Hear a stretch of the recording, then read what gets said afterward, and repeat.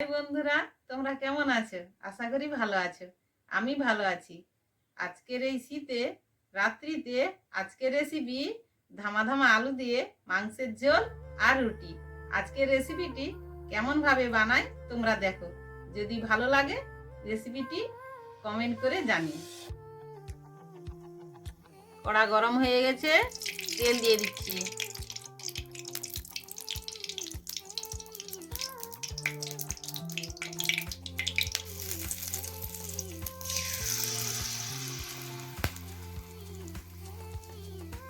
সব মশলা আমি মাখিয়ে দিয়েছি, আলু টমেটো আর সব মশলা। এবার আমি কড়াই দিয়ে দিচ্ছি, তেল তেতে গেছে, দিয়ে দিচ্ছি।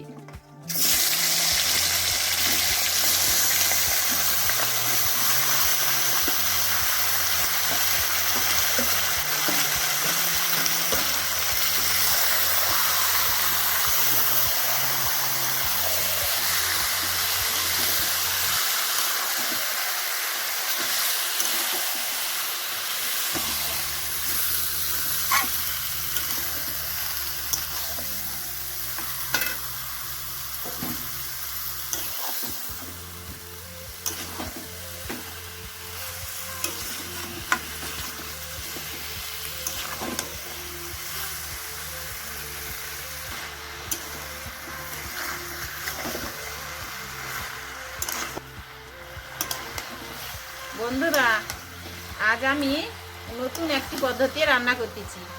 তোমরাও বাড়িতে বানাবে এভাবে, কম টাইমে তাড়াতাড়ি রান্না হয়ে যাবে। রেসিপিটা তো তোমরা দেখলে, যদি ভালো লেগে থাকে চ্যানেলটি সাবস্ক্রাইব করবে আর ভিডিওটিতে একটি লাইক করবে। তোমরা বাড়িতে অল্প সময়ের মধ্যে এই মাংসটি এভাবে রান্না করবে। একটু ভালো করে কষাতে হবে, কষিয়েই রান্না হয়ে যাবে। সব মশলা আপসেই ভাজা হয়ে যাবে।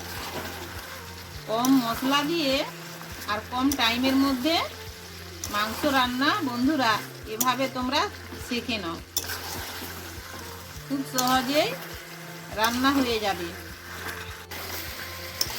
কষাতেই মশলা থেকে তেল ছেড়ে যাচ্ছে। কষানোর কাছেই রান্না। ভালো করে কষিয়ে নিয়েছি।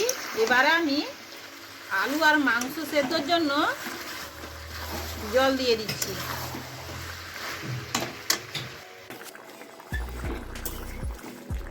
মাংস বেশ টকবক করে ফুটছে। আলু তো সিদ্ধই হয়ে গেছে।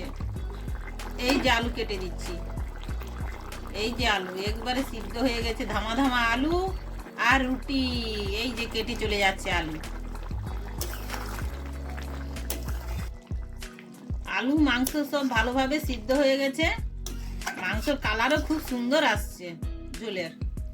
এবার আমি একটু গরম মশলা দিচ্ছি, দিয়ে নামিয়ে নিচ্ছি। ঝোলের কালার খুব সুন্দর এসেছে।